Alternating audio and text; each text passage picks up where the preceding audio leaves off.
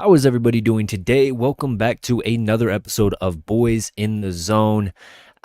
This is a partnership with the Grid Network. I want to shout them out because I always forget and I feel so bad after I watch the show. So I got to get that on there. Got my guy Aaron B back from Tacos and Touchdowns. What's up, my man? Let them know where they can find you real quick if they didn't catch the last episode. Yes, sir. What's going on, EJ? So you can check us out at Tacos and Touchdowns on X and on IG. And then you can follow us on Facebook and on YouTube at Tacos and Touchdown Live. And if you want to follow me on Twitter, or well, you call it X now, Aaron B901. I'm still used to calling it X. Is weird to me, but Nah. It's always Twitter. yeah, we're gonna keep it Twitter. So yeah, just follow me at that. I appreciate you, EJ, for having me back on the show. Can't wait to talk about some draft. Of What's going course. on, Vince? Vince, always in the chat. Oh, I feel like Vince is always the first person to pop in the chat, so I appreciate Vince immensely. So last episode, I left you with a little bit of homework. I said, let's scout some players, reconvene, because I kind of had to get off a little bit early last week, just to help my wife out with my daughter, my newest daughter, who was a little bit cranky. So I had to get off a little bit early last week, but we're reconvening. We're gonna go kind of long this episode, I feel like. Okay. We broke down a lot of players, and we're ready to talk about everything in the Cowboys world, and that starts probably with the news of Tyron Smith likely not being on the team. What are your thoughts on that? And chat, also put your input in the chat as well.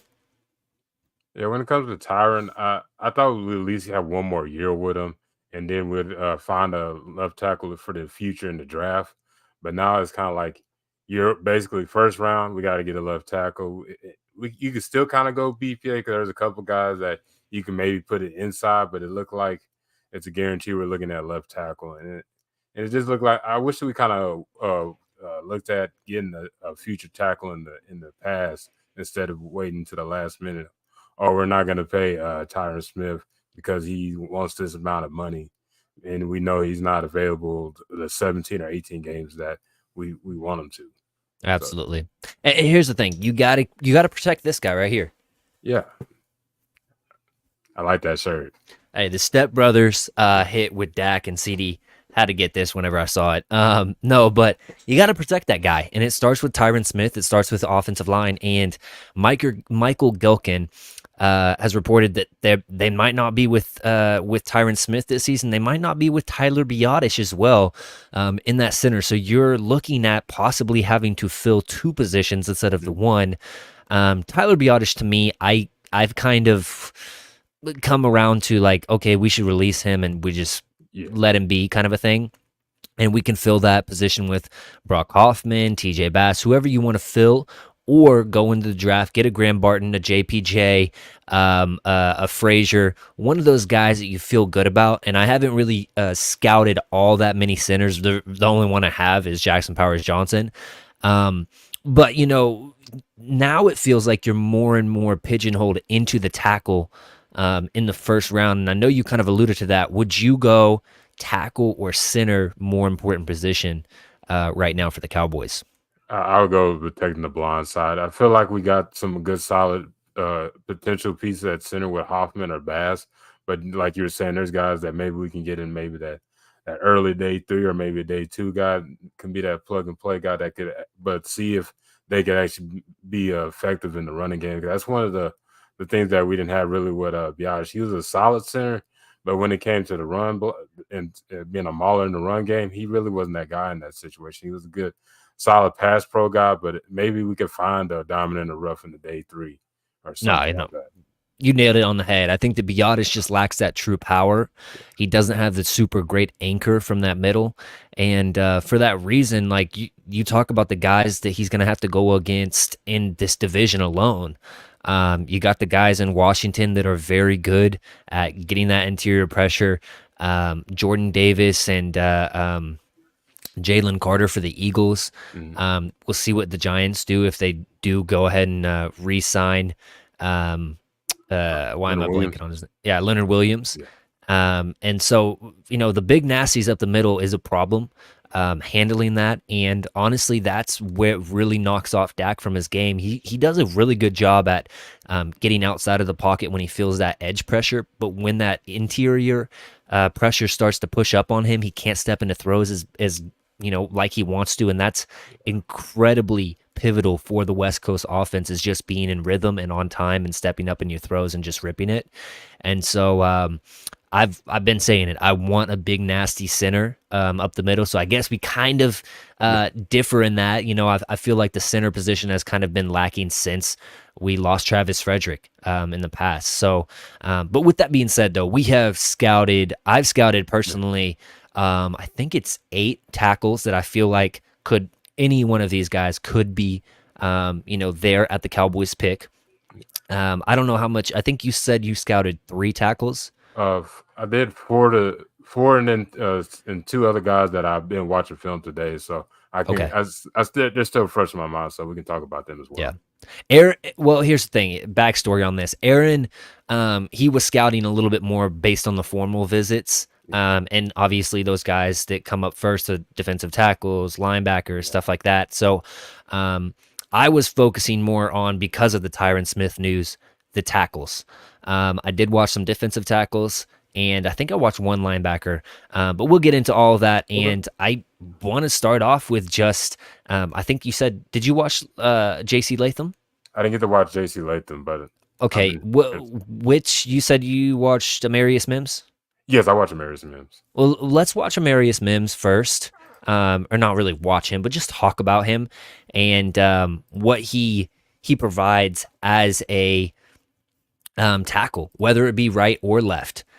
So here's some of Amarius Mims tape popping up on your screen.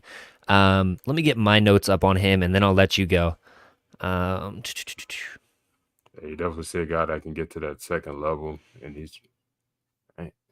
Yeah, so here's my strengths on Amarius Mims. I said Mims has prototypical size for an offensive tackle in the league with 36-inch arms. That's incredible length for an offensive tackle. I think that the threshold you typically look for is about 34 inches for offensive tackles. He has 36-inch arms. Massive frame. He looks to seamlessly transition from college to pros. His lack of true starts and game experience that he has, it doesn't show up on tape. I think he is incredibly impressive with his hand tech. He marries his hands and his feet. He has good balance, doesn't get stood up too much, doesn't get over his skis. I think that he quickly disengages when his assignment doesn't completely engage with him and drops into coverage, and he instantly goes into helping his guards. I think that he's strong, lengthy. He's very athletic. We saw that in the combine with his testing. He has versatility. I think that in the interview processes, he said that he practiced about 60-40 between right side and left side. So he has that versatility to switch between the left tackle position and the right tackle position. I just thought that for the lack of starts, and of course you have the injury concerns with him. That's his biggest concern, quite frankly. I thought he was pretty polished. I really did. What was your thoughts on Amarius Mims, and do you think that he is in that trajectory for the Cowboys if he's there at 24? Yeah, when it comes to Amarius Mims, he has like one of the high potentials. Like he doesn't have all the snaps like a lot of these guys do. But you could look at a guy that could both play left and right tackle. He's not like the usual over 6'6" guys that maybe stand up too high all the time, but he has a good base to him and good lateral quickness and plays with power. And I feel like his best is at right tackle, but he could be something really good at left tackle as well because he's athletic and he has good footwork, which you got to see in the NFL Combine and just looking at tape. He's just not some big body out there. And when you see a lot of these guys like him and Guyton, they're not these big old chunky dudes. These guys like lean 320 pounds. You're like, no, he carries his weight incredibly well. Like I don't have any concerns about him being like overweight or anything. He carries it so well. And like you mentioned at the top, like he can be used in the pulling game and run game. I think he's good in run department, but where he's truly special because of his length is the pass blocking department. So He said that he trained the 60-40 left to right. And if that's true, man, I would have no qualms with drafting this guy 24 and just throwing him there at left tackle and seeing what you have in him because like the only questions you really have, and I'll read my weaknesses here for Mims. I think the only weakness is he gets stood up a little bit at times, negating some of his natural strength. But he's so tall, like it's hard not to, be the low man. So needs to get a little bit better at bending his knees. Lack of true play experience. I said that, but it's not really experience because I feel like he's really polished in his hand tech and is just overall technique. I just don't think that he has a lot of game tape to look at. And then the injuries were the only thing. Really, those were my only weaknesses because he is so polished. Like if this guy had, let's say 16 starts under his belt, I honestly think he's right up there with the other guys in this draft, the Olu Oh yeah. Fashanos, the Joe Alts, because that's what type of prospect he is.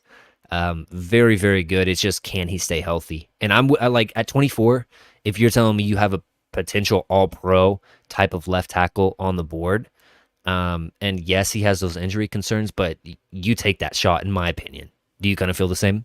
Yeah, absolutely. When it comes to him, he almost checks all the boxes when it comes to Dallas Cowboy offensive lineman. He has all the traits. It's just like like when it came to Tyler Smith, you were worrying about his hands and everything. Like he'd always have him out here, but he worked out getting them his hand placement right. But they love powerful dudes that are very athletic, and Amaris Mims fits that fit when it comes to being a powerful dude, and he got some good lateral quickness. And he's not just some big 300-pounder that can't move because you watch it on film and you watch it at the combine. He fits all the molds to be a left tackle. Yeah. Did you have any like negatives or weaknesses on him? My biggest negative was just like the game experience and just the injury history. That was my main one with him. That's your biggest concern is like it was a ankle injury and it was a Yep, typo ankle. surgery, and that's kind of when your biggest worry is the lower body injuries when it comes to your offensive lineman. Yeah. No, but it measures in at 6'7", 340, 36 and a quarter or an eighth inch arms, 21 years old, 5.07 40-yard dash. For how big he is, that is actually pretty freaky. I actually didn't have a pro comp for him. He's just so massive and just so raw coming out. I just didn't have any pro comp for him.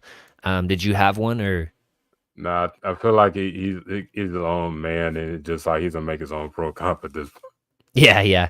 I honestly don't even do pro comps unless it just like sticks out to me like, oh my Yeah, gosh, this guy's this guy. You know what I mean? yeah. So I try to steer clear of those a lot of the times. But who was the other two that you watched? I watch Guyton and I watch Jordan Morgan. I know, which is really a guy that a lot of people are talking about. Yeah, let's go ahead and jump over to Jordan Morgan and I'll let you hit it off Okay. from the start. Okay, when it comes to Jordan Morgan, he's 6'5", 311, has a lot of playing experience. He's a good athlete with good lateral movement, plays with a natural kick slide. What you see in the film. When he get the I got my notes a little sloppy.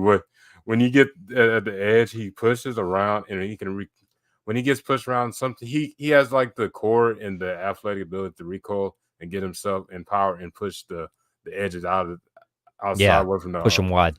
yeah, push him wide. And once his and he has a good anchor when it comes to his game. That's one thing I liked about him. His pass protection is one of the best in this draft. But I think his when it comes to his run game, he could be a mauler, but sometimes he gets overly aggressive, and sometimes he misses the guy he's blocking, but then he catches it back up. But I think that's one of the things I think he needs to improve on is just the brush up on still be aggressive, be more aware of the guy sometimes because sometimes he just pushing around, and next thing you know, the guy he's trying to catch up, he's like, oh, let me get this guy and everything. But I think Yeah. overall he's a good left tackle in this draft. Just the other problem is just the injury history. He's dealt with a couple of injuries throughout his career. He missed the final 3 games in 2020, and he played through a high ankle sprain in 2022, and then he tore his ACL in the final 2 games of the 22 The year season. prior. Yep. Yeah, the year prior. And but overall, he'd be a good. He's solid as can be. I think he definitely could be a starting left tackle for this team. He doesn't have the higher ceiling as a Maris Mims, but I think he's not a slouch when it comes to being a left tackle. No, yeah, I honestly, I think you nailed him. I think that when you talk about him, he's kind of already at his ceiling a little bit. Yeah. Well, I'll say that in pass pro. In run department, I feel like he can get a lot better. But let me just read through my notes. I said a 3-year starter at Arizona, Morgan is known for his experience and pass protection savvy. Morgan explodes out of his set, getting nice depth on his kick step, exhibiting balance and proper leverage while showing nice patience in pass pro. Has a nice power stab to negate rushers. Rushers off the edge, exhibits strong hands, capable of grabbing and engaging through blocks, good adjustment ability and counter movement to negate nuanced rushers, like you mentioned. Has that core strength to kind of get around and recollect himself a little bit. Possesses a good knowledge and awareness to deal with stunts along the line. I thought that he picked up stunts really, really good, which was one of the facets of Chuma Adoga. Just he didn't know his assignments, and so I don't think you're going to have that with this guy. I said he has enough athletic ability to be good enough in pulled run blocks, but I have his doubt about him truly being elite as a run blocker. And truthfully, for that reason, I'm like I'm more of like, okay, second round trade back kind of territory for me on Jordan Morgan. Let me just read off these. Let me pull this back up so we're not just staring at something that's not rolling. He's 6'5", 311, 10 and 7/8 hands, which is actually really good size. However, he has short arms, 32 and 7/8 arms. So a lot of teams probably are projecting him out to more of a guard, which I don't necessarily love because I think that he lacks true power as a guard, like an interior player. But 22.5 years of age. I have a second round grade on him. I watched the UCLA and Washington games every single snap that he was in the game. 4. I just said that weaknesses, doesn't get good enough push in the run game on a regular basis, lacks ideal length at the position for the next level, needs to marry his upper and lower half a little bit more. And he can get in trouble dealing with speed to power rushers. So those guys like a Micah Parsons that will try to bend it across the edge, but then come straight back through your face and just push you straight into the lap of the quarterback. I saw that he struggled with those guys a little bit. And so, it's nitpicky stuff in that regard, but really I'm concerned a little bit about his run, his overall run blocking and his ability to do so. But man, I think that he is, he's worthy of it. Like, I wouldn't be mad if you picked him 24 because it allows Tyler Smith to settle there at the left guard position. And you don't have any ideas of, okay, let's kick Morgan inside. I think that it's true. Morgan is going to be your left tackle. And Smith will stay there at left guard because they're both better at those two positions than switching them in my eyes. Yeah, I didn't see a guard when it comes to Josh Morgan. I know, like they say, he has shorter arms, but I think he could still figure out how to be a solid left tackle in this league. I think, like you're saying, just working on the little nitpick things right there. But I think, honestly, that just comes with reps playing in an NFL, honestly. Yeah, absolutely. And then you said you watched Guyton, so let's jump into him. And I will go ahead and pull this up. Yeah, I found some fun facts about when it comes to Tyler Guyton. He hasn't played offensive tackle his whole career. He was actually played at TCU. He was a backup offensive tackle and an H-back, but he was recruited to be a tight end from he's from Maynard, Texas, and it was the last 2 seasons of his career. He switched up to right tackle, and his first season he had 400 snaps, allowed 2 sacks, and no quarterback hits, and that was his first year at right tackle. It's kind of like a guy that who almost about 10 years ago, like a Lane Johnson, who was a former quarterback, and he developed into another a left tackle. Not comparing their game to each other, but yeah. Lane was just a much better, like, polished player, and then he tested out of his mind at the combine too. But keep going though. Yeah, when it comes to him, it's the total opposite when you got with Josh Morgan. This guy is a mauler when it comes to being a run blocker, and and when let me look at my notes, and he can get to that second level. He plays with good leverage, power to make to move defenders. That my biggest weakness, he plays too tall. Of course, he's 6'8", and 322 pounds, but I think he can work on that. He has good fluid lateral movement. And for a guy that's 322 pounds, he can move, and he's perfect for the zone blocking scheme. And if you could switch him to left tackle, I think he'll do well. He's gonna have his growing pains, of course, but I think when it comes to the run game, opening up things for our running backs and everything, he'll do well at that.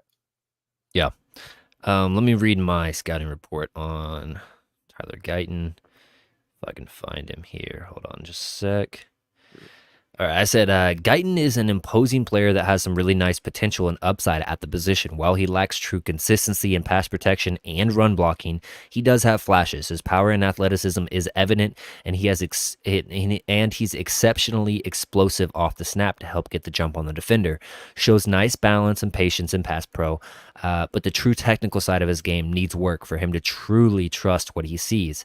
Has exceptional range as a pulling blocker, and his angles need work. Would do well to learn behind a tackle for a year and then fill that role.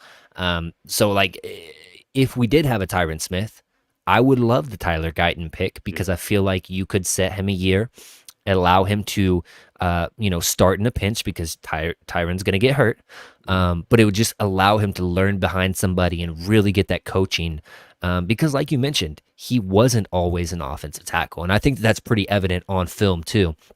For me, he does have a little bit of an upright kind of,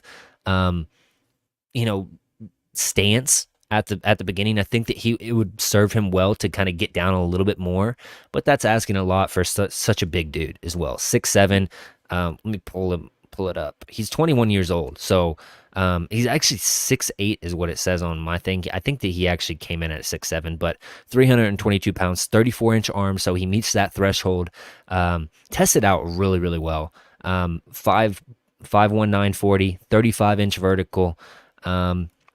He has the big hands, big arms, so if he really gets nuanced as a pass blocker and just gets his arms and hands clenched on you in the blocking game, I think that he can be very effective in that role. It just, with him, it just continued trust and development over time and just the ability to really hone in on his craft. Because when he's feeling it, I feel like he is, pretty good as a true pass blocker. I think that you can see some games he's feeling it a lot better, and he gets out of that kick stance quickly, puts his hand on you, and I also like that. Like he's willing to have enough savvy to say, hey, somebody's coming over this way, and communicate along the line. For such a young guy, you don't see that a whole lot with newly accustomed players to that position. So I liked Tyler Guyton. I didn't love him. In my opinion, he'd be another trade back scenario and pick him up. So if you're looking at like a Buffalo Bills type of possibility for them trying to trade up and get one of those wide receivers, and you can kick back and you can take a player like a Tyler Guyton, I would like that. Do you kind of feel the same, or would you take him at 24 and feel comfortable? I would trade back.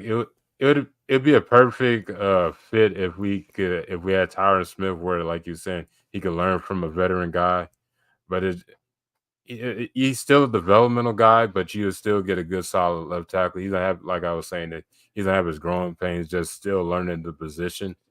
But I would definitely trade back and try to get some extra picks in there because we're still missing that 4th round pick, and if we can get a package where we can get at least one of those early day 3s, I'm down with that. Yeah. And we'll go ahead and kick it over straight to this next guy, which is Troy Fautanu, I think is how he actually says it. Not sure on the pronunciation, but I will jump straight into my notes on him. So Fautanu is a tackle that some teams probably see as more of a guard entering the NFL. With that being said, he has got excellent bend and balance at the position, offered solid patience, IQ, and athleticism as a pass protector. And the athleticism translates also as a pulling blocker. While he lacks an elite anchor, he plays with nice leverage and understanding of the game, exhibits solid hand technique more often than not, uses 1 and 2 hand stabs to ward off defenders, shows a more aggressive technique and pass protection than other tackles in the class. Good to okay in run blocking, not extremely great at that department, but I think that he's good enough. Excellent ability to maintain the pocket, pushing speed rushers up and outside. Plays with nice balance against power rushers as well, and he had an incredibly impressive combine, which I thought I didn't expect him to test out that well, but he might have had the best combine for an offensive tackle. My weaknesses on him was just needs to add more functional play weight and strength at the next level, needs to use his natural lower center of gravity to his advantage a little bit more in the run game, and needs to improve in the run department overall, which comes with playing, getting that extra play weight and strength. He came in at 6'4", 317. Age is a little bit higher than some of these other guys, 23 years old. He does have the 34-inch arms, which was huge because I don't think that a lot of people, scouts and media people, thought that he had that length. So for him to meet that threshold of 34-inch was a huge deal. I have a true second-round grade on him. I'm not pushing him all the way up in the first-round grades yet, but he did impress. I think that he does have small hands, only 9.5 inches. So it's kind of strange for him to have such, the good length, but he doesn't have those super, powerful hands that are, well, I won't say powerful because he does show powerful hands. He just doesn't have those, vice grip type hands. What did you see from him? But I see one thing. His mirror game is really good. It's just like you said, he has the power, but like you're saying, he doesn't. He has like the long arms for a tackle, but then he has the hands like you would see on a guard.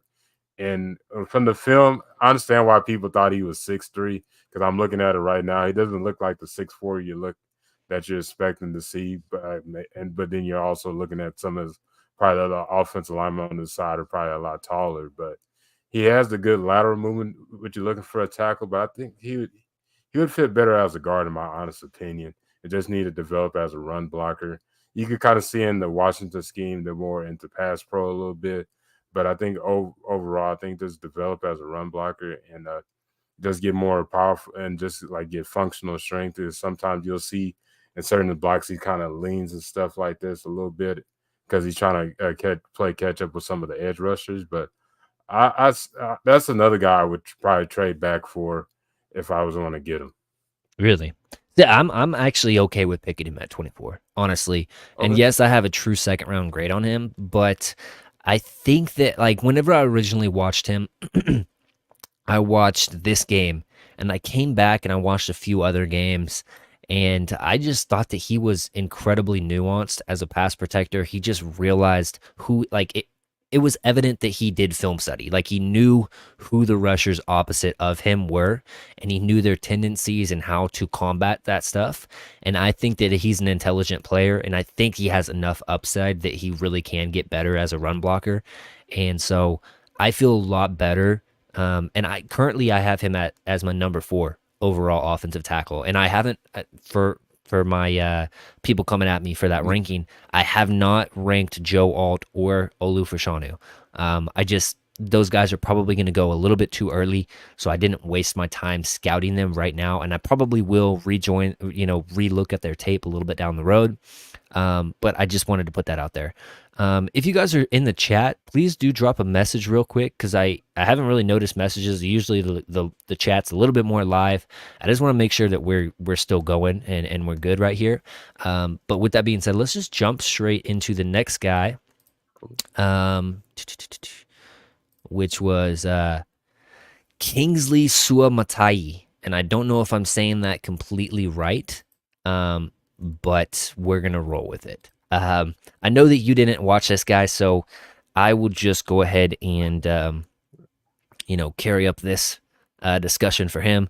I said Suamatai is a prospect that has ideal length, hand size, athleticism, and weight for the next level. Much better pass protector than run blocker. He exhibits good leverage, balance, patience, has the ability to help inside when necessary, shows a good ability to engage and clinch blocks with his strong hands, has the ability to play left or right tackle.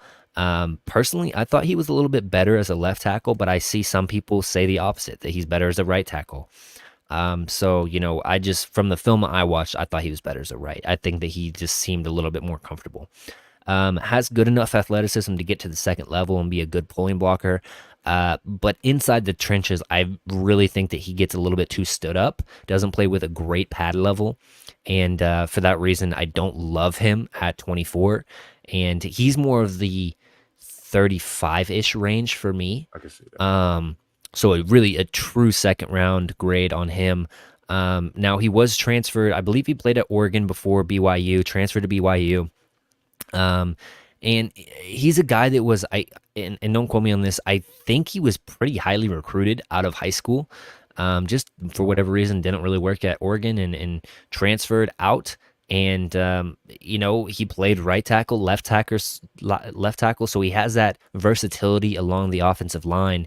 And if you miss on some of these other guys and you have to drop back in a trade back scenario, let's say Tyler Guyton goes way early than you expect. This guy seems more of a bet on his upside pick than a Jordan Morgan. Like I said, I feel like Jordan Morgan's almost to a ceiling already especially in the pass department. I don't think that with this kid. I think that he has everything you want from an athletic profile. He just needs to get that nuance and that understanding for the game a little bit better. And I think that he'll be right there. He's almost, cut from the same cloth as a Tyler Guyton for me. I thought that, let me pull this up, just weaknesses. I said really nice length, but it can get him in trouble sometimes against pass rushers with quick, powerful swipe moves because he likes to extend his arms a little bit too quickly because he has that extreme length, and that can get him in trouble with somebody that has a really powerful chop move. Poor run blocker, just lacks power and strength in his lower half to really dig in and really move defenders. Plays with poor pad level, I said, and I kind of mentioned that a little bit earlier. Inconsistencies in his game as a blocker. Doesn't seem like he trusts his technique at sometimes, and that might be a little bit of switching from right to left a little bit more than you typically see. But he's 6'5", 326 pounds, 10 and 5/8 hands, so big hands, 34.25-inch arms, 21 years old. I put a third round grade on this, but I think I'm going to switch that more to like a 2-3. Just because his upside's so good. So that's where I'm at with him. I don't know if He sounds like a guy that you don't want to be switching, moving him around. You just want him to stick to that position, and he can develop it. If he's going to be a right tackle, he's going to be a left tackle. You don't want him to be like going back and forth. You kind of just want him developing his game. Like you said, nuances, everything to it, instead of just trying to do position flex with him. Yeah. And so let's go ahead and jump into. We've done Amarius Mims. We've done Jordan Morgan.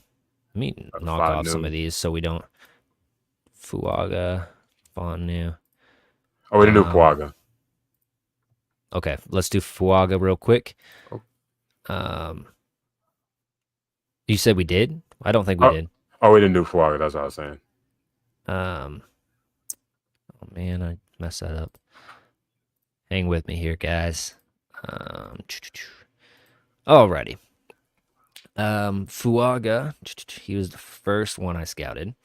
So Fuaga is one of the premier tackles in this 2024 class, allowing only 20 QB hurries, 4 QB hits, and 0 sacks over 1,400 snaps that he played the past 2 seasons. Possesses nice athleticism to get to the outside and to the second level in the run game. Shows nice patience and confidence in his technique when his pass protection when in pass protection, and he rarely gets caught in poor positioning, in my opinion. Shows quickness off the line, the ability to get out with balance and precision with his kick steps. Keeps his head on a swivel in pass pro, always looking for free runners to engage with. Shows nice aggressiveness and power wanted in the run game. Continues to get better year in and year out in pass protection, but he's probably the best run blocker in this draft, in my opinion.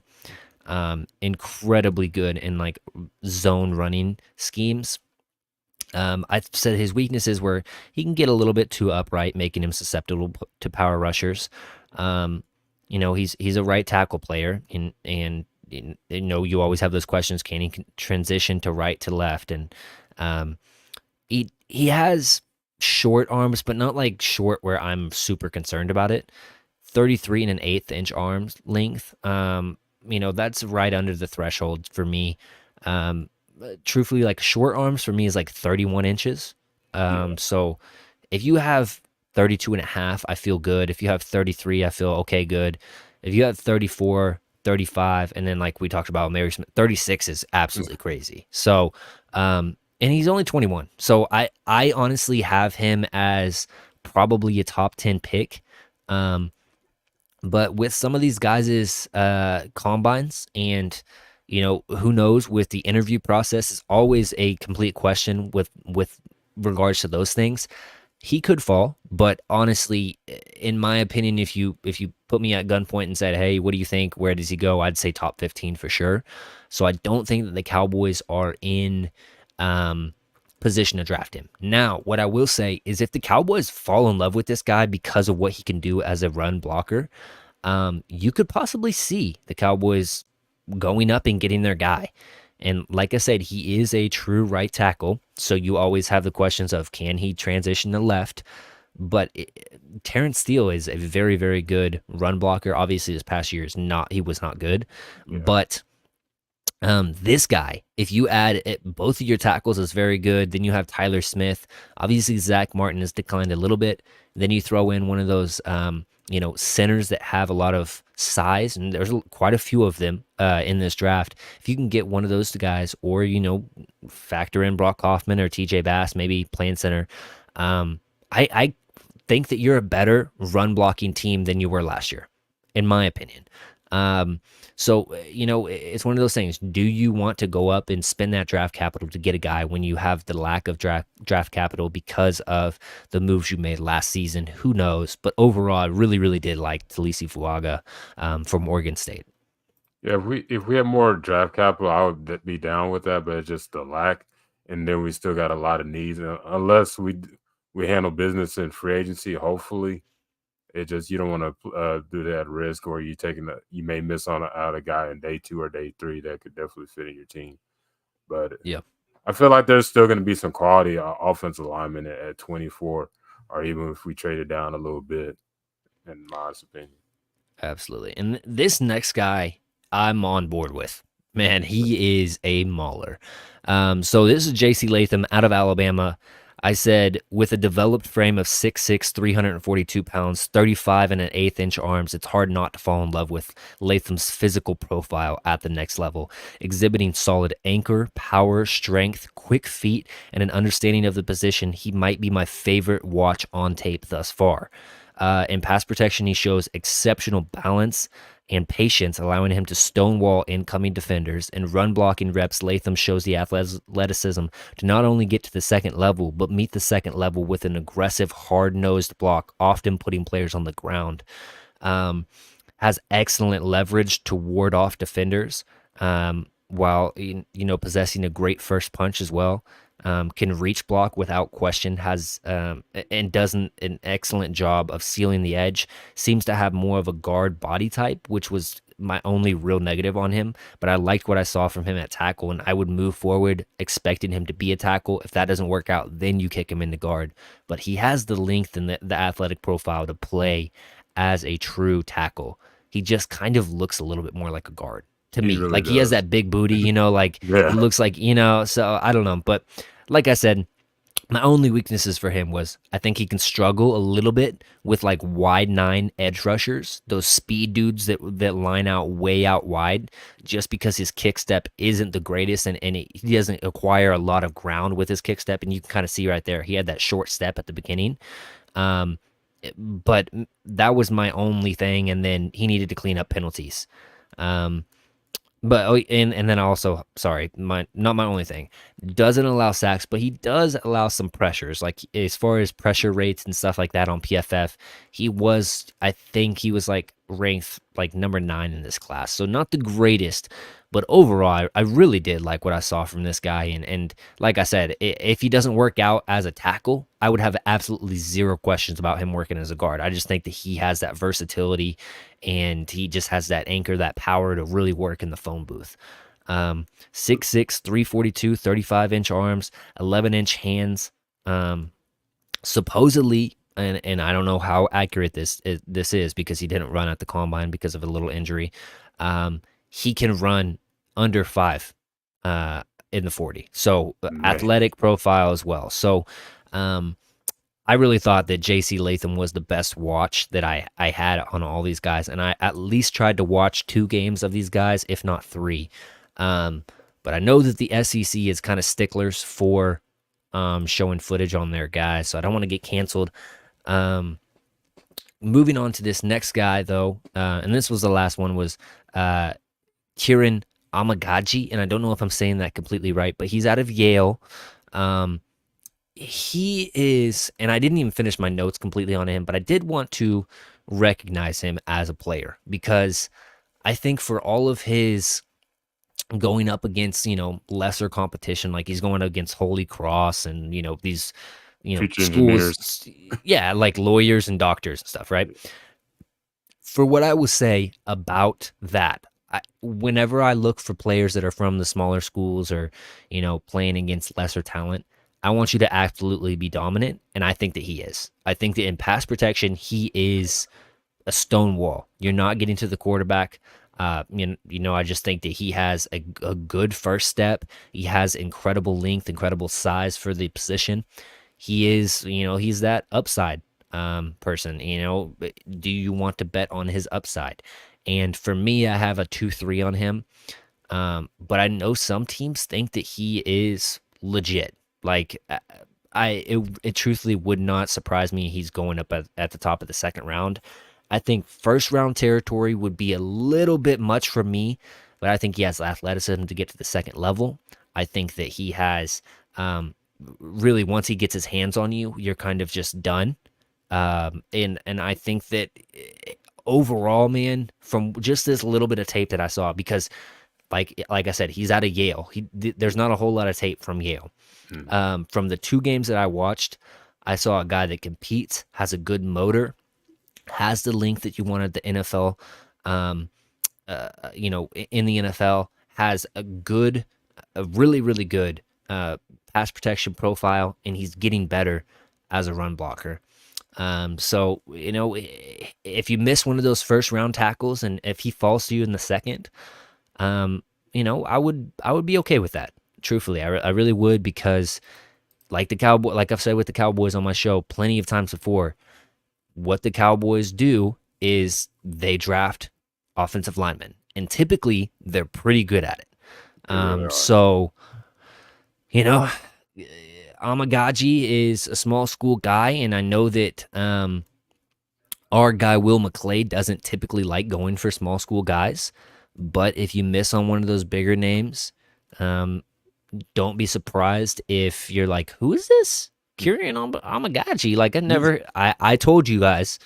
I told you I want to put him on the map at least. But those were the guys that I watched from the offensive tackle position. Did you see anything while you were watching a little bit of tape from those guys? Did anybody stand out for you of the guys you didn't watch? You brought up some good points when it came to Latham. When I first you had him on the tape, I was like, he really looks like a guard out there, but he does a good job playing offensive tackle. And then with Yep. Fuaga, he can be a run mauler, of course, but I think his main position is right tackle.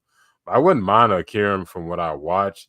Maybe I'm overreacting, seeing that he was playing against future lawyers and future Fortune 500 guys. But if you could develop a guy like that to be your future left tackle, I'm game with that.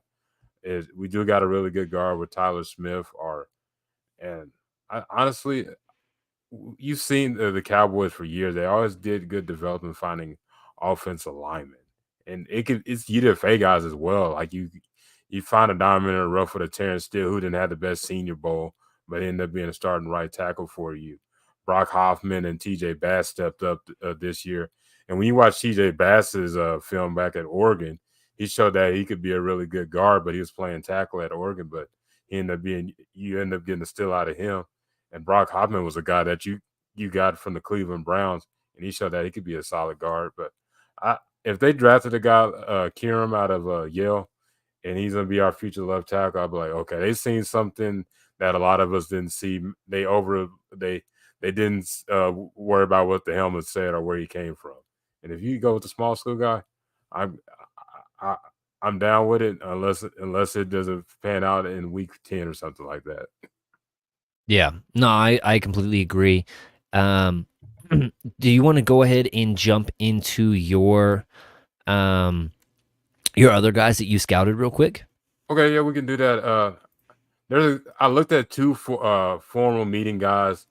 I'm it's kind of like this position is the nickel position. I think that it's like just in case we don't resign Stephon Gilmore who plays outside, and then we still have Deron Bland, but we don't we're trying to figure out is Trayvon Diggs going to be the same guy he was in his first years in the game because he's coming back from that ACL injury. Yeah. So two nickels that I looked at are Kalen Carson and Chris Adams Drain, two guys that I really like their game. They're similar. They both could I'll go with Kalen Carson first, who could play both inside and outside, plays aggressive during the 50 ball, making the ball difficult for receivers to catch it. And he's not afraid to come downhill and make a tackle. What school is he out of? Oh, Wake Forest. My apologies. I forgot to say. No, you're good. Yeah, he's 6 foot 199. He has good size. Can both play inside and outside. What did you have his arm length? His arm? No, I don't have his arm length. I'll search it up while you're talking. Go ahead. Okay. Yeah, and his honestly, his bread and butter is in the press man coverage, and he gets physical and he disrupts routes. But when his weakness to me, at times he makes spotty angles I've seen on film when he makes the tackles, and that could lead to the receiver getting extra yards and honestly missed tackles. But he's a guy that will recover, and when he makes a angle, he'll get up and try to recover and make that tackle.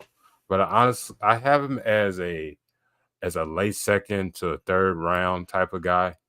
And he's a more of a lockdown type of corner. He doesn't have the interceptions. He had 42 tackles, 29 solo tackles, 1 forced fumble, 8 pass deflections. So he's not, if you're looking for that ball hawk and nickel, he's not that type of guy. Yeah, so it looks like he has only 8.25-inch hands, which are pretty tiny. Which would make sense for him not getting a whole lot of interceptions, just because a lot of the times that comes down to catching balls with one hand and then kind of getting it just batted down and then grabbing it and stuff like that. Arm length 31 3/8, not great, but he's in that 50 percentile area. What up, Manny? Wow. Looks like they're using the 5th-year option on Parsons. Yeah, absolutely, you cannot not do that with Micah. So you got to pick him up. But right now we're talking about Kalen Carson, cornerback out of Wake Forest. Height 6 foot, 199, like you said. 40-yard dash 4.48. So not the fastest guy. Was he more like a zone corner, press man? What would you see on tape? He was more of a press man corner. Okay. Yeah. That's why. And you said. I mean, just for me and what I kind of see from just his measurables, I think he probably projects a little bit more into the slot just based on his arm length and stuff like that. Not saying that he can't jam wide receivers, but a lot of the wide receivers that he's going to be going up against on the outside are going to be able to fight through those jams a lot quicker because he doesn't have the extreme length. Like when I think of really good length, I think of like a Joey Porter Jr. That's why I really like Joey Porter Jr. is because he had those super, super long arms, and that negates a lot of those routes that are one cut and to the middle. You know, those simple slant routes, stuff like that. That negates that because it allows him to come back around and shadow that guy and then bat the ball down because of that length. With the slot corners a little bit more, they don't have to jam as much. They just play more mirror technique, and they don't have to worry about the length just overall as much. So overall, man, if you're saying that he's legit a second, third rounder, I'm going to have to check him out because I have not watched any corners outside of Cooper DeJean. That that man, he could play a little bit everywhere around when it comes to being in the secondary when it comes to Cooper DeJean. Absolutely. Who was your second guy? You said Second guy, it's another nickel guy. Is Chris Abrams out of Mizzou, who's a 5'11", 179. That's his biggest knock to me. He's below average size for it to be. He's not going to be an outside corner in the NFL, but he has a natural feel to track the ball. A former wide receiver transitioned to a corner as a sophomore, has that making ability. He had 4 interceptions, one forced fumble, 12 pass deflection. If you look at, I know his arms are longer than Kalen Carson's, and he can be involved in the run support and man coverage duty. Overall, good smooth transition to change direction and when tracking receivers. So my biggest knock is just his size. I see him as a third round just due to the fact that he's not the biggest guy, but he's a slot corner, and there's no doubt in my mind. He's not for me, like one thing I look for in slot corners is they have to be able to tackle. Is he a good tackler? Yeah, he's a good tackler. He's a better tackler than Carson. He makes the right angles. He's gonna come down hill, and he sometimes he goes for the big hit. Sometimes when you go for the big hit, it kind of messes up with that. But he can wrap up and everything when it comes to Chris Abrams. Hey, I'm gonna have to check him out. I think that I'm gonna probably start with more of those down the board kind of corners because I don't think the Cowboys are gonna use a pick in the first round. Yeah, second maybe, but I just feel like overall what I think about them is they're going to look for a corner that can come in third, fourth round. So we'll see. Let me pull this up. Yeah, it's a need, but it's not like the major need. You're not gonna use a first round on when you need at left at your offensive line. Yeah. All right, and I'm gonna go ahead and jump in. Those are the only two that you had, right? Yeah, those are the main ones. I had to look back. I got some notes, but those are the main ones I wanted to talk about. Okay, let me jump into my other guys that I went and watched, and this guy is fun. Braden Fisk out of FSU. I'll play the stuff right here, and you'll see him get some plays in here. I think this one was crazy. He just pops off, boom. Ooh. But anyways, Fisk is a juiced up, hyper athletic 3-tech defensive tackle out of SSU. 6'4", 292. Fisk has good size, but comparative to other defensive tackles, he lacks overall length. With that being said, he more than makes up for it with his motor and alpha mentality. His get off at the snap is amongst the best I've scouted. Pairing that with his ability to shed blocks, and you've got a player that lives in the backfield. He has strong, aggressive hands that can get into pads and push blockers off balance. Utilizes swim moves from the interior to shoot gaps and spring teammates open on stunts. Constantly gets a hand free and disengages with blockers to grab and slow down runners on inside runs. Constantly the first player off the ball. I just think that his athleticism pops off the screen. And you can see just what I'm talking about. Every single snap, boom, he's up and he's causing havoc in the inside. I said his weaknesses was just struggles when playing against length, bigger guys. They can get their hands on him a little bit easier. He does struggle with that a little bit. When he isn't playing low and he kind of gets fatigued or stood up, he is not nearly as effective. Like low man wins in football, and he is the perfect example of that. When he is low and he's just hair on fire going towards the quarterback, he is hard to stop. Needs to be better when wrapping up wrapping up ball carriers in the backfield. Overall, I just thought that he whiffed on a few tackles here and there, but and this is right there. Like you got to get him down. But anyways, like I said, 4'7", 840, very, very fast. 31-inch arms, very short. Like I said, he struggles with the length, and he's 24 years old. So if he was 21 and he had, let's say, 32-inch arms, I would honestly probably have a first-round grade on him because I feel like he would deal with the length so much better, and you have the upside of him continuing to get better. He's 24, and that is I think he's a fifth-year senior, so that is like a lot of scouts put a knock on, older players just because it's a young man's league. But overall, man, I really, really liked this guy. And if you told me the Cowboys got him in the second round, I would love the pick. What were your thoughts just watching these little bit of clips? Yeah, I see an explosive athlete, and yeah, you could see the short arms, but once he gets low, he honestly doesn't win against the guard. Uh, Super, super powerful lower half too, man. yeah, and he's a sideline to sideline tackler. There's a couple guys like him and Dwayne Carter. You could see who could go side to sideline because not every defensive tackle could do that, but they could do it. So they do it effortlessly. But Yeah. it was just like the age. Yeah, it's the biggest thing when it comes to scouts. That's gonna drop him to that second round. But if he had the 32-inch arms and he was 21 years old, it wouldn't even be an opportunity for us to get him. To be in my honest opinion, from what I've seen.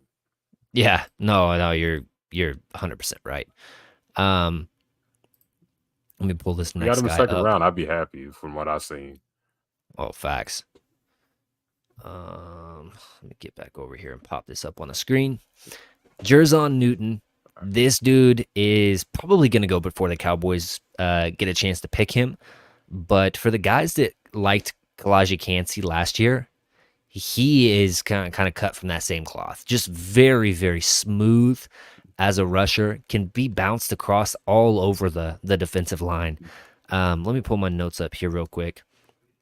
Newton might be the top defensive tackle in this draft. With an ability to be used all over the formation, Newton really puts pressure on opposing offenses by finding and exploiting their weak link. Newton also exhibits active, strong hands that are technically sound and effective, constantly fights through holds and shows a nose for the football, exhibits a sweet swipe pull move to swim past blockers and get to the backfield quickly. Excellent wrap up tackler in the backfield, highly effective in pass rush and run defense, gets deep, consistent push from the interior, disallowing QBs to step up in the pocket. High motor player that plays through the whistle, has solid pad level, and when used as a defensive end, he actually has impressive bend for his size. His weaknesses were just needs to get a little bit better and stronger against doubles. Can be a little over violent when landing hits on QBs, and that comes with penalties. And just needs to be a tick earlier off the snap sometimes. I think that just comes with fatigue and just overall getting his conditioning a little bit better. But this kid, and let me read off his measurables a little bit right here. 6'2", 304, 32 and 3/4 inch arms, so a lot longer than Braden Fisk. And he's 21 years old. So you got the upside with this kid, and he's just as disrupted in the backfield. He lives in the backfield. Just in absolute dominant three-tech defensive tackle. And like I said, you can use him a little bit as a defensive end in some sets. He moves all across the line, which that versatility is so important because like you've seen with Michael Parsons, you can put them against their weakest link and just let them go.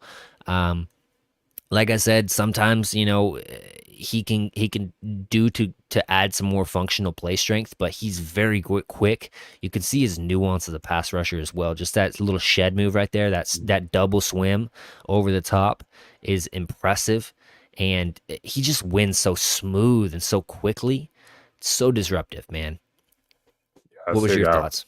I see a guy with violent hands and is always moving his feet and everything, and good hands and good leverage. And if you played him at end, sometimes I definitely put him against if you're playing against like a more finesse offensive tackle against him because he's That was physical. that hit that I was talking about, man. Oh, That was one of the ones that I tabbed on him because he comes in like a freaking missile. yeah, But I loved what I saw from him. he's a So lean if you got 300 too. him, sign me up, buddy. Yeah. And then the last guy that I wanted to talk about, and let me pull up his tape real quick. Um, it's no surprise. It's my boy, Tavondre Sweat. And I love this dude, Oh, man. I really do. And some people are talking about him possibly being, down there in the third round. If you got him in the third round, dude, oh my goodness, I would be ecstatic. yeah, I'm grading Um, that pick a A if you get him in the third round. yeah, third round is crazy. Let me get this really quick back up. Alrighty, let's go ahead and play this while I'm talking about the man.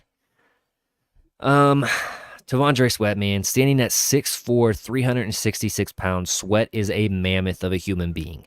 While his weight and athletic testing might concern some teams, I have no problems with his projection to the pros. With a collection of wicked, strong, aggressive hands, raw strength in the lower half, and a stature that makes throwing over the top very difficult for opposing QBs, it's hard not to like his floor at the very least. Solid get off for his size, awareness to bat down balls when he sees QBs wind up for the throw, ability to climb the interior pocket and clog run lanes, eats up double teams and creates one-on-one opportunities for his teammates, and just overall a people eater. Like he's Yeah, just gonna sit in there and he's going to at the very least clog up defensive lane. Like I'll say this: whenever I watch this kid from the very first game I watched of him, I was like, holy crap, this guy's supposedly a third rounder. He's better on tape than freaking Mozzie Smith. Has better get uh, off from the jump. Look at that get off right there. Like that's pretty good for how big he is. at 360. Um, yeah, 366. Like, come on. For me, he's already, and maybe this is me going overboard. He's already better than Mozzie Smith, in my opinion. Now, of course, you have the concerns of if he's playing at that big of a weight, can he continue to be effective throughout the game? And that's very real. However, I see a guy that has a high motor uh, still. So, like, it's one of those things like he's obviously not going to be a three down player and most big defensive, one tech defensive tackles, nose tackles aren't three down players. Um but man, I like him. I like him a lot. I think that if you can get him in even in the second round, I'd feel comfortable with him. And I know that hurts some people's egos in Yeah, the front office drafting a defensive tackle with another premium pick the year after you just did it with Mozzie. But I think that the upside with this kid is so much better, and the floor already, at the very least, he's going to be exactly what you wanted Mozzie to be year one. So uh, I just it's a no brainer for me if he's sitting there in the third round. If the second round, you can move me off of him if you think there's a better player. But third round, I would be hard pressed to take anybody but him if he was there. yeah, he plays with excellent power and just man, his get off is what like what you just said, faster than a Mozzie Smith when you watch the film, and he's always trying to find the. He's a run stopper. If you get a Yeah, good get him in a good rotation with Mozzie Smith, and I honestly I'm starting from what I'm watching right now, I'm starting to got like a sweat over Mozzie Smith until I see something different. yeah. Yeah, No, I'm right there with you, honestly. if he's the best, if he's available in third round, there I'm not, and we didn't draft another defensive tackle before then. I'm getting Tiandre Sweat in my honest opinion. Absolutely. Did you scout any more players that you want to go over? I can go into I got two linebacker that I'm My guy Barry Grant Jr. Also on the Grid Network says, yeah, being better than Mozzie ain't hard right now. LOL, I agree though. Salute. Which shout out to Barry Grant Jr. Had him on a couple weeks ago and just a great guy and a friend of mine. So yeah, I always love to see him in chat. But go on, Aaron. so one guy I did look at one of the formal meetings, and that was Tyron Hopper, who's 6'2", 221, had 55 tackles, 36 solo Hopper's a tackles. linebacker, right? Yeah, he's a linebacker. And from What what I watched on what film, he's school was he at? Mizzou. Mizzou. Okay, go ahead. Yeah, when you look at the film, you just look at him as a will linebacker. He's a sideline to sideline range type of guy. Tracks and finds the ball. Good lateral ability to get the ball. The first thing you notice about his game, he flies. He flies and drops down to make tackles with physicality. One of his biggest knocks to me is he struggles to shed blockers and can be taken out of plays. I got like a late third to early fourth round grade on him. He's kind of Okay. one of those early day three guys. If you got him, if he's there at fifth round and you need a good will linebacker, Tyron Hopper is that type of guy. Okay. So you have like a fifth round grade on him. Yeah. Okay. And that was the last guy that you scouted? One guy that you were talking about, I was doing some film work on him and is Edrin Cooper. out of Texas A&M of another I like him. former Cowboy meeting. Uh, one thing I use, heat-seeking missile when he brings the heat when he makes a tackle. Overall explosive athlete, doesn't hesitate to make plays in the pass rush game, and he trusts his eyes. A very good blitzer, has the ability to drop into coverage. Terrific job of sniffing out screens and spying at athletic quarterbacks. His knock on is occasionally loses track of the ball while searching the missed point. But I see a late first to early second on Edgerrin Cooper when it. Yeah, I have a second round grade on Edgerrin Cooper. I have questions about his coverage ability, but I see what you're saying. Situational pass rusher, very good. I think he checks the boxes on that. Downhill linebacker, I really like him. Like you said, heat-seeking missile.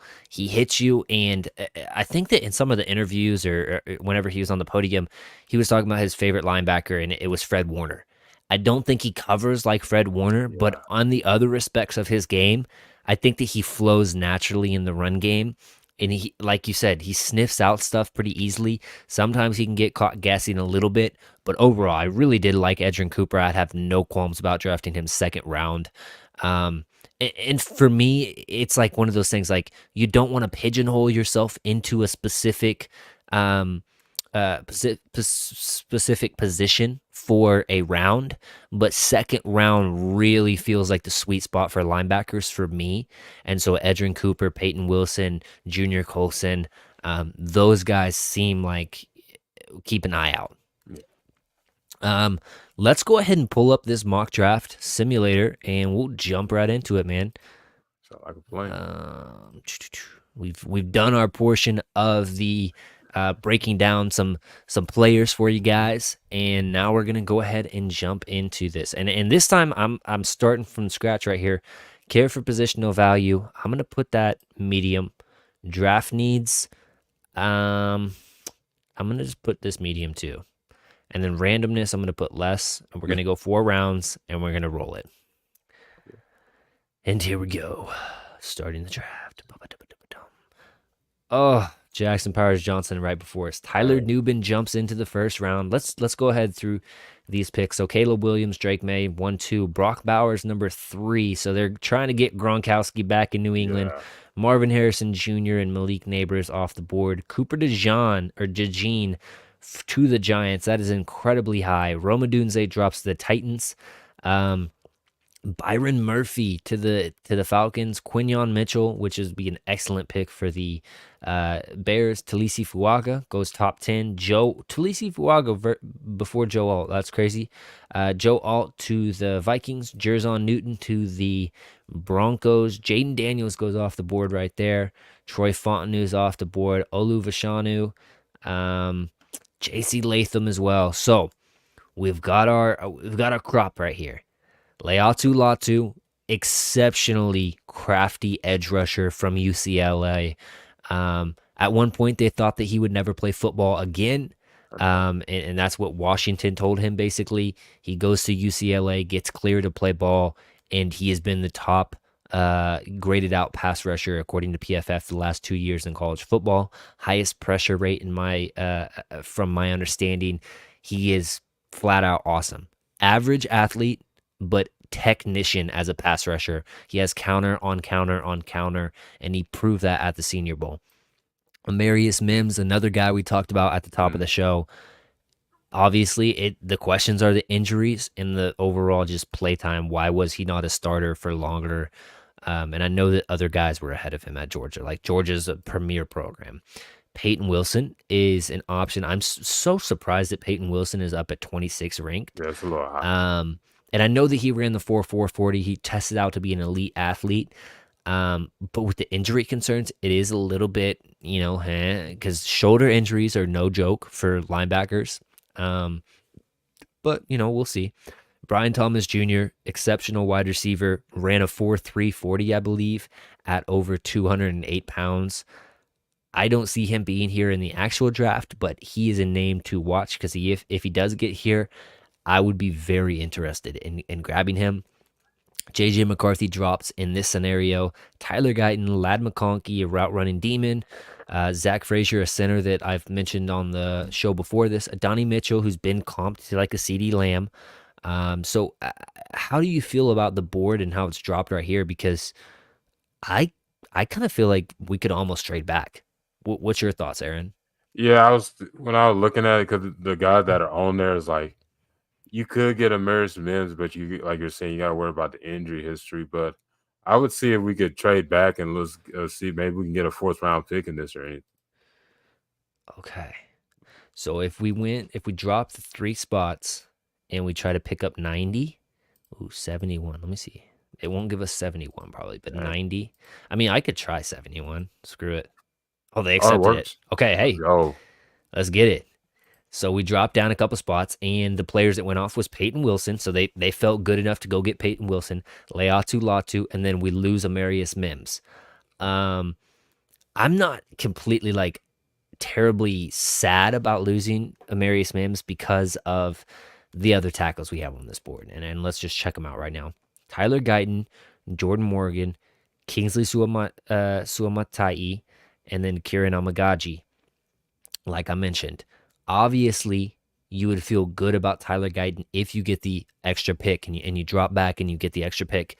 And I feel good about possibly drafting Tyler Guyton. Do we want to go to upside here, or do we want to go Jordan Morgan, or do we want to go complete curveball and grab Brian Thomas Jr.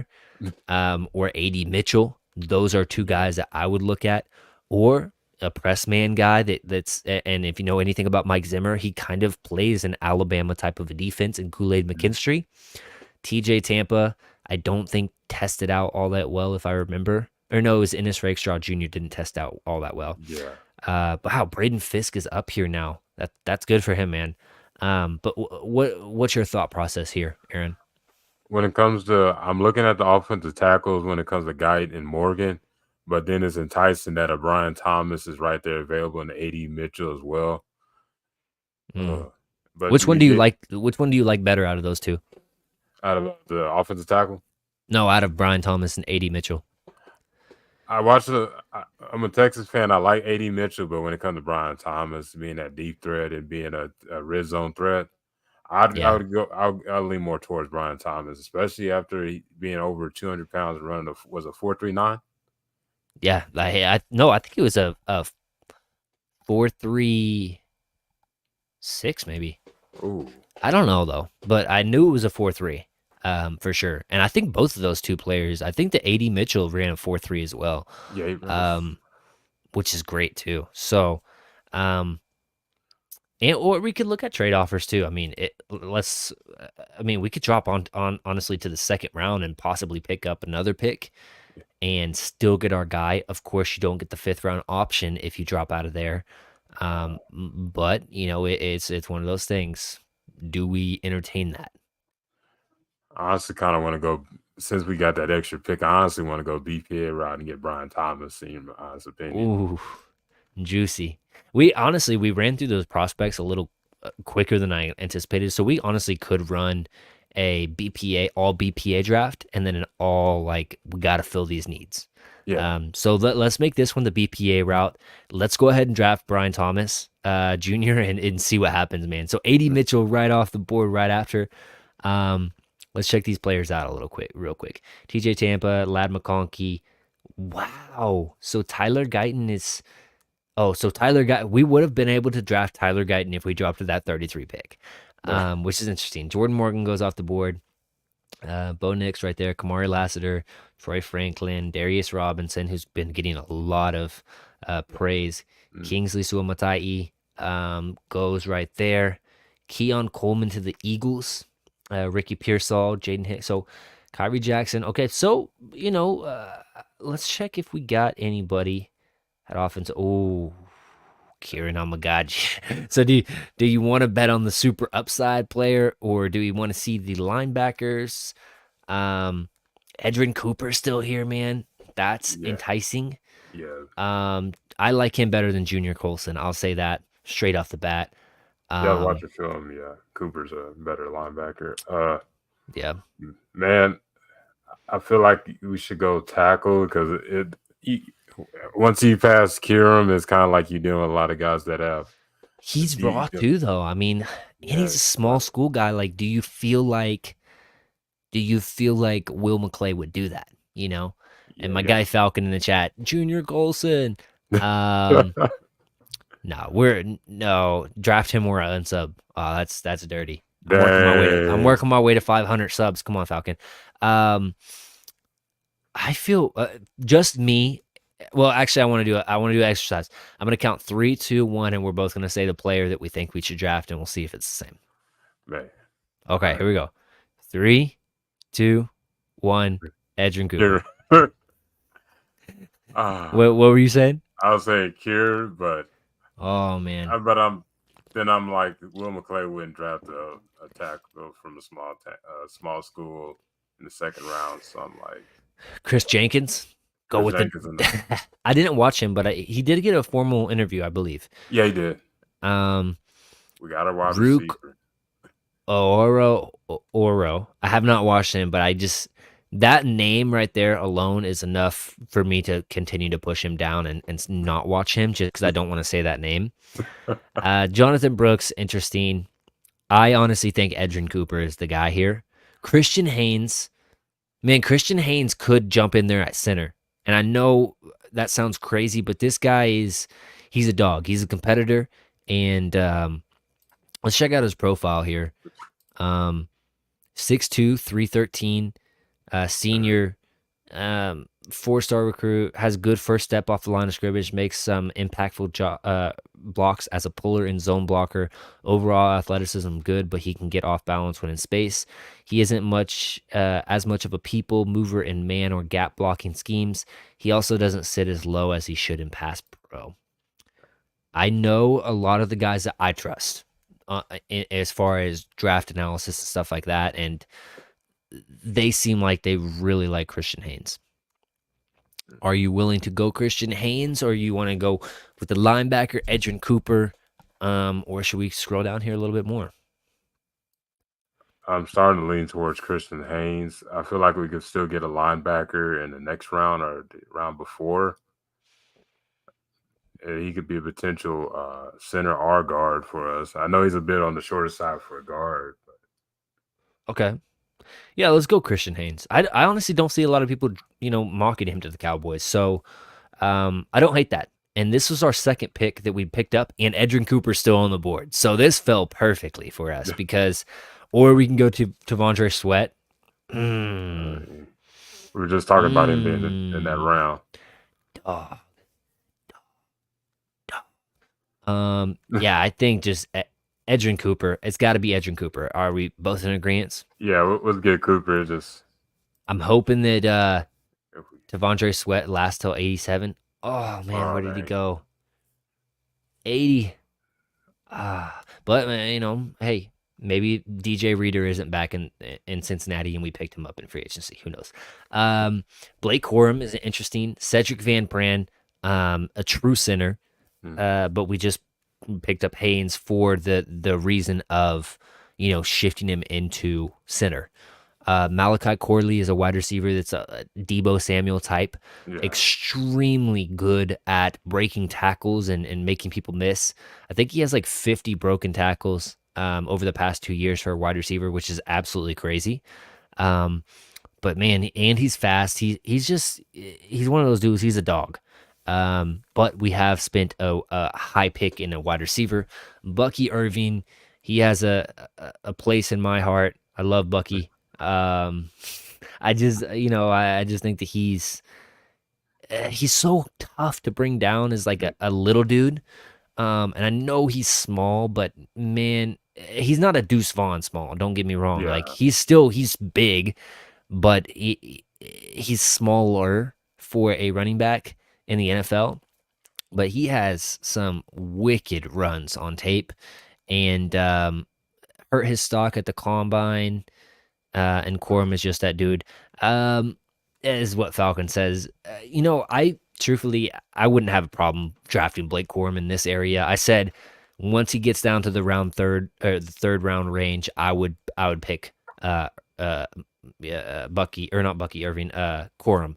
Marshawn Lloyd, I know I talked about Marshawn Lloyd before we got on last time. He is an intriguing dude. Ran a 4.4 at the combine. Big enough, like he's solid. He's bricked up. And his cutting ability is out of this world. His feet are so smooth. I love Marshawn Lloyd. Would I take him over Blake Corum right now? I don't know. Um, my guy AJ from the Grid Network as well, and Cowboys Can Fan, crack him if you got him, is in the chat as well. So I got to shout him out. Out of all these names that you kind of see, who's somebody that stands out to you?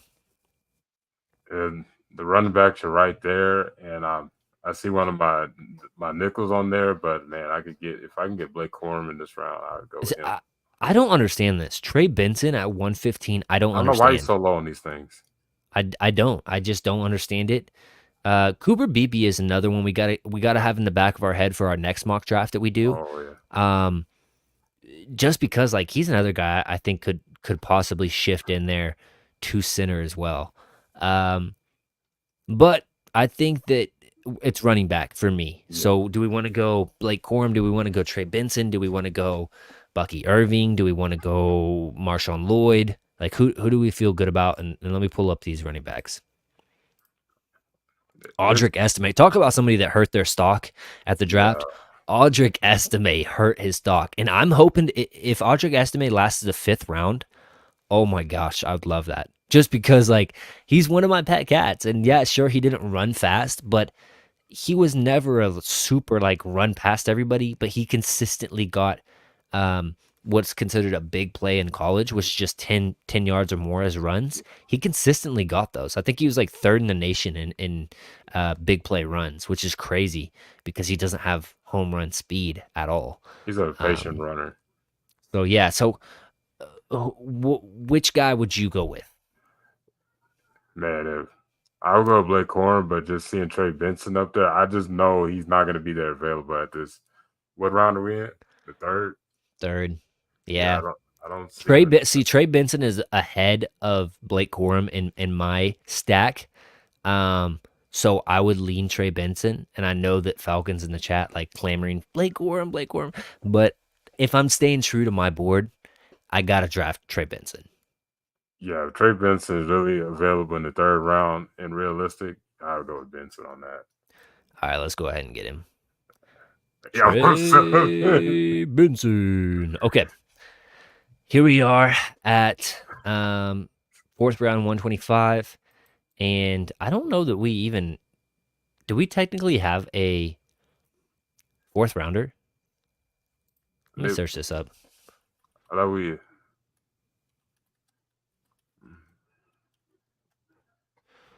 Cowboys draft picks. No, we don't have a 4th. I know we have a 5th. Why is it? That's so weird. Why is it giving us our 4th rounder? Oh, because we did that trade. No, we didn't trade for 125. Oh, we didn't? I don't know why it's messed up right here. That's weird. So we just honestly we have to just we have to kind of just let this be because we don't have a 4th round pick technically. Okay. I don't know why it's messed up. That's so weird. Yep. So I guess we'll just draft somebody. We'll just say that we're gonna draft Malik Washington because I like him. Yeah, that's weird. I don't know why it says that we have because like right here, and let me switch this. It literally says 88, and then we have 5th comp pick, 6th comp pick for those 2 players, and then we don't have. I don't know where they got the 4th for us, so that's strange. But anyways, so this was our draft: Brian Thomas Jr., Christian Haynes, which we're gonna jump in there at or pop in there at center. Linebacker, we got Edrin Cooper, and then Trey Benson, which was a D+. I don't understand that. And then Malik Washington, obviously, that's not a real pick. But yeah, I felt good about that draft, but we got 0 help for the offensive tackles. So let's restart this, and Jackson Powers Johnson, of course, goes off the board. I hate this. No, I'm just kidding.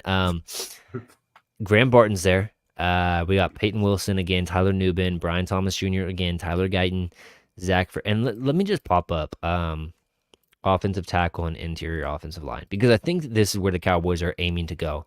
Mm. Okay, so we have Graham Barton, Tyler Guyton, Zach Frazier, Jordan Morgan, Kingsley Suamaiti, and Kirian Amagachi. Falcon in the chat saying EJ hates Michigan, confirmed. That is not confirmed.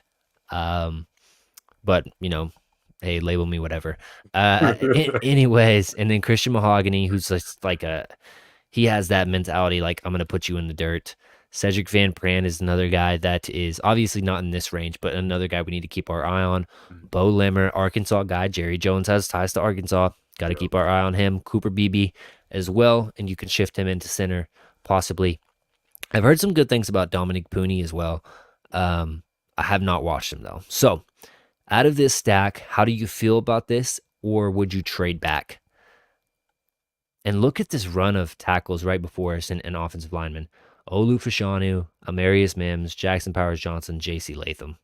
I think that's just a sign that we need to definitely pick up one of these offensive linemen. And when I'm looking at it, honestly, I'm thinking how the Cowboys think when it comes to the offensive line. They like those guys that could play position flex. Ooh. You could look at a guy like a Graham Barton, or who was the other offensive tackles?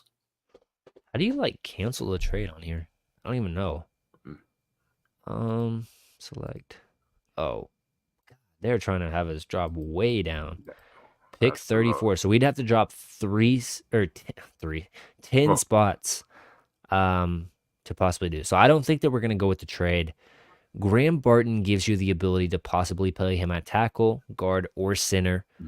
Tyler Guyton, we've talked about him a little bit. Zach Frazier as well. But I think the route to go is pick the true tackle, and then later in the draft, we'll get one of those guards or centers that can shift into center if they need to. Do you kind of feel the same, or?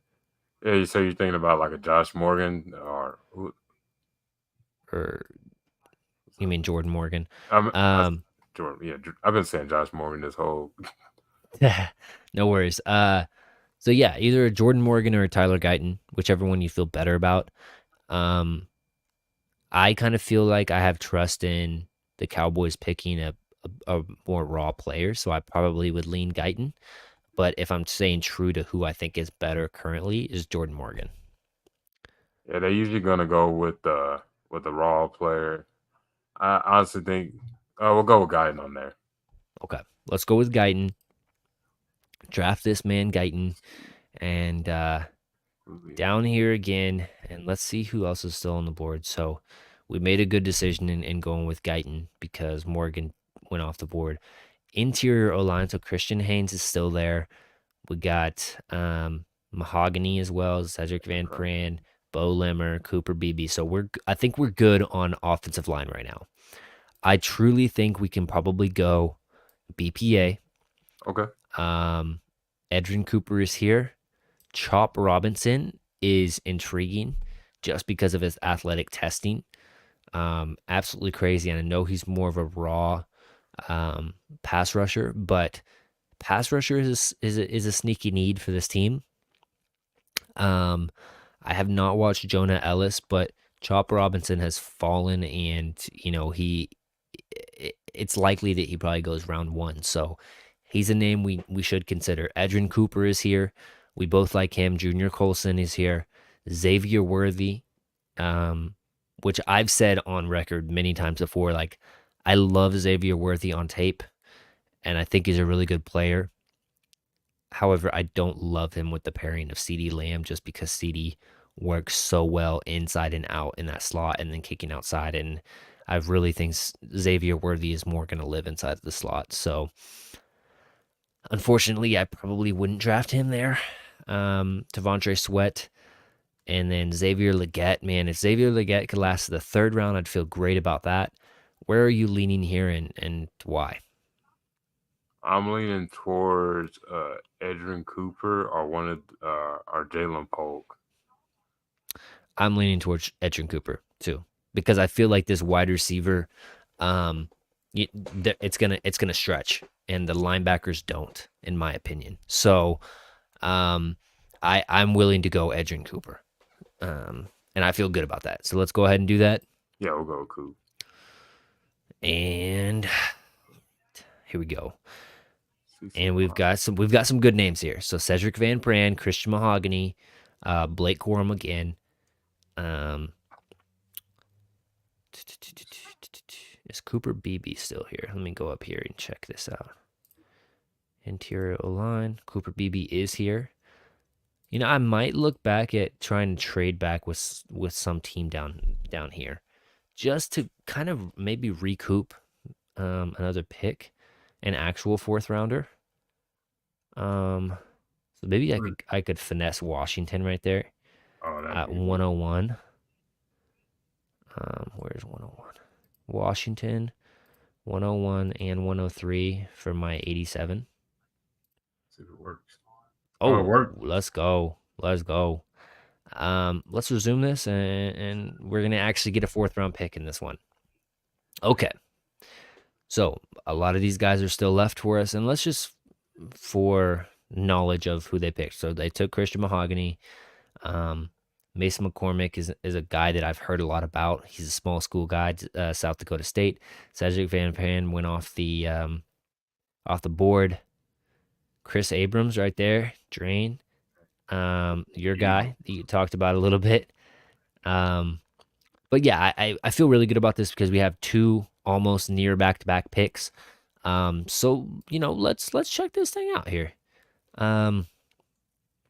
All best of players. So right now we have a tackle and we have a linebacker. Let's check out linebackers. Let's check out wide receivers. Let's check out running backs, and let's check out edges too. That could be a sneaky need, and interior O line. Ray Davis, I have not watched. Marshawn Lloyd, you know what I think about him. Bo Limmer, I would feel completely comfortable drafting a true center in Bo Limmer. Seems like he has solid grades as well, and I know PFF isn't everything, but you know he looks to be a good run blocking center. 6'5", okay, 307, so solid size. I like him. Trey Benson's still here. I'm not going to pick Trey Benson just for the sake of I just don't think he's going to be here again. Cooper Beebe, I like the name and I like the kid. Tested better than anticipated. Yeah, he has longer arms too than what they thought. Yeah, Mo Kamara, which I've been on record saying that I like. What name stands out to you, and where would you go? I would say we could get a interior lineman first because right after the Panthers pick, we can get one of those running backs. Yeah, There may be let's go Bo Limmer with this pick, and then Lafu went through, and then now we've got our pick of the litter as far as running back goes. So 2-year guys are on there. I know I'm not picking Trey Benson, but Audric Estime is there. I love Audric Estime. I know he has a slow 40-yard dash, but that's not everything. This dude's built like a tank, and I just loved him on tape. So Marshawn Lloyd, though, he has potential to be very electric and get extra yards. He's a guy that I don't think that the blocking has to be perfect in order for him to get yardage. So I really like Marshawn Lloyd. Yeah, give me Marshawn Lynch in here. Braylon Allen, a big dude. One of my favorites. You know, once he gets going, he's hard to bring down, and he's super young. I think he's only 20 years old. Just a beast of a human. Isaac Garindo, super fast. Really, like, if this dude goes to the 49ers, I'll be mad because I feel like they'll use him the right way and he'll just be crazy. Or the Dolphins, like, the rich get richer with running backs and stuff like that. I think that he's really good, but I could see him with one of those teams. These other guys I just haven't watched. Let's check out wide receivers too. Javon Baker, I've heard really good things about this kid. Malik Washington, I absolutely love, and I know he's more of like a slot only kind of a guy, but fourth round now, we're kind of, you know, it's in that area of okay. Taj Washington, another littler guy, but he just creates separation, super dynamic. Luke McCaffrey, haven't watched. Yeah, the other guy. Jordan Whittington is interesting Yeah, because he's been hampered with some injuries in the past. But as far as like high school prospects, he was really good. So he's a guy that like if you can get him to stay healthy, you might get like a sleeper in this draft later down the road. yeah. I actually watched him in high school because him and my cousin played on the same high school team. So he played a little bit of everything in high school: quarterback, running back, wide receiver, safety. Okay. What's your kind of like if there's any like blinking lights at you for these players here?